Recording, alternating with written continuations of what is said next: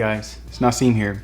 Now, after using the iPhone 12 Pro for almost 2 years now, the one thing that kept coming to my mind after using it on a day-to-day basis was this simple statement that I think explains the 12 Pro pretty perfectly.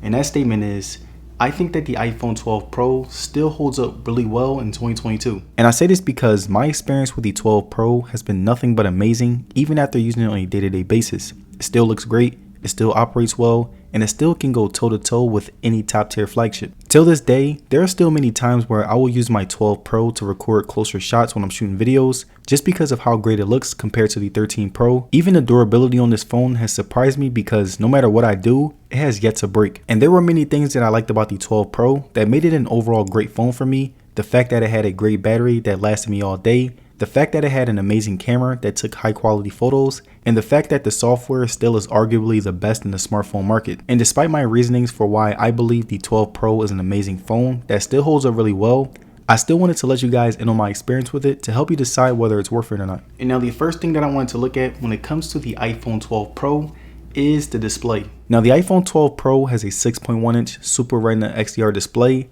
that I must say felt like an upgrade when compared to the 11 Pro. My favorite thing that I loved about the screen was that it had a great amount of vibrancy all around. Now when it comes to size, it's all preference, but I would definitely say that the 13 and 12 Pro are the most comfortable when holding in hand.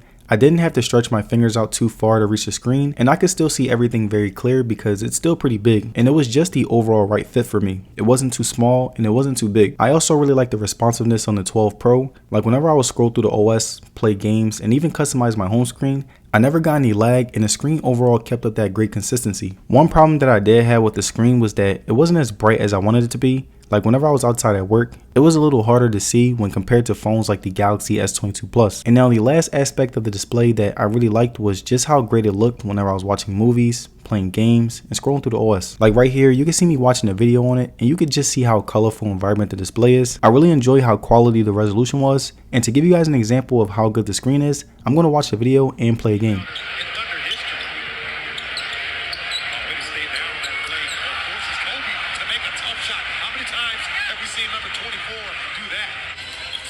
That's his look, and that's where he's been scoring this year. Oh, turn back the clock there to block Trevor Booker, and desperate to get to the basket and score. And he does.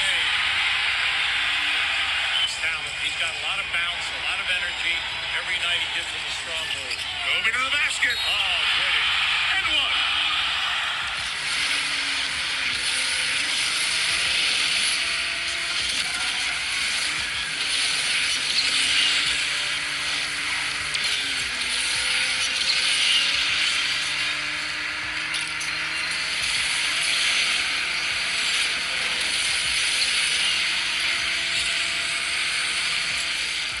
And now the next thing that I wanted to look at when it comes to the iPhone 12 Pro is the software. Now the software on the 12 Pro was as smooth as ever. I never got any lags, even when my phone would heat up. The 12 Pro still maintained that consistency, and that's why it's my daily phone till this day. I also really loved how it was able to handle power heavy apps. Whenever I was playing Asphalt 9 or Call of Duty, the game ran really well and was still able to stay smooth and get the job done. And again, I give Apple a pat on the back because of how connected I'm able to stay with my other devices. Like for those who don't know, I shoot my videos on my iPhone, so whenever I'm done shooting, all I have to do is airdrop the videos on my MacBook, and it makes the process so much easier. And again, the software handled really well. Even after almost 2 years, the 12 Pro was able to keep up that consistency, not only within the display, but also within the software. And now the next thing that I wanted to look at when it comes to the iPhone 12 Pro is the battery. Now the iPhone 12 Pro has a 2800 milliamp hour battery that I will say held up really well when compared to other smartphones in the market. I will have 7 to 9 hours of on-screen time, which was pretty heavy usage since I also shoot videos. And on days where I would shoot videos, I would end my day with about 10% battery left, which was really good since recording takes up most of my day.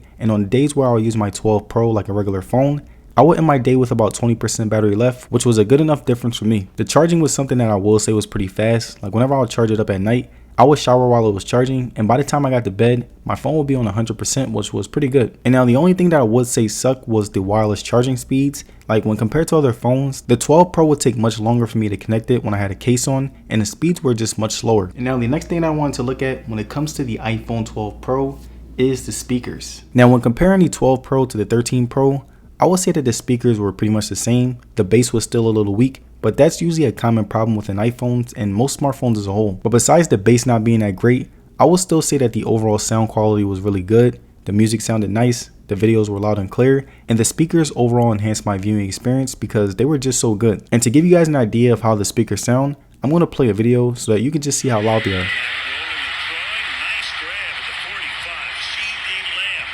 Cowboys loving this fast pace. They've already gained 112 yards. Another free play coming here. And making the grab at the 23-yard line is Lamb again. Back-to-back for C.D.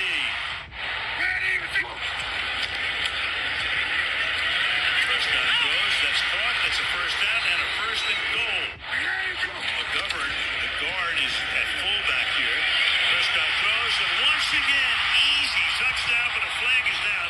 Dalton Schultz for the moment. And now the final thing that I wanted to look at when it comes to the iPhone 12 Pro is the cameras. Now the camera on the iPhone 12 Pro was the most consistent thing that I got using it on a day-to-day basis. The pictures always came out colorful, vibrant, very sharp, and didn't give me any shutter lag, which made the camera even more practical when compared to other phones in the market. And when we look at the daytime outside photos, I would say that these were easily the best in the game. I really liked how my skin looked when taking selfies. I liked how the colors were very accurate, and I really liked how nice the skies looked even when taking long range photos. And again, when looking at all of these photos back to back, I again liked how consistent they were. Every photo looked like it came from an actual camera, which gives off a very natural picture. And now when we look at the daytime inside photos, I would say that these were just as consistent as the outside pictures. Even when the lighting wasn't as good, I still was able to get a good photo, which really says a lot about the development of iPhone cameras. My skin looked really nice without the graininess. Different objects still maintained signature sharpness, and the overall pictures came off very natural while adjusting to that environment. And when it came to video quality, the 12 Pro had one of the best to offer, and to give you guys an example, here's some videos that I took on it.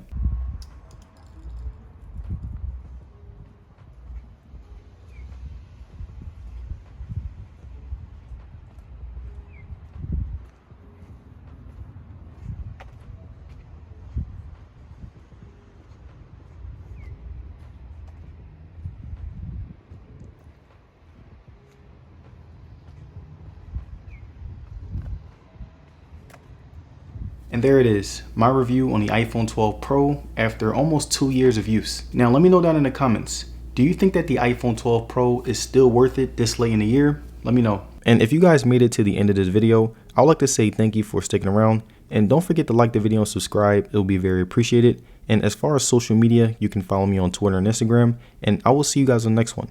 Peace.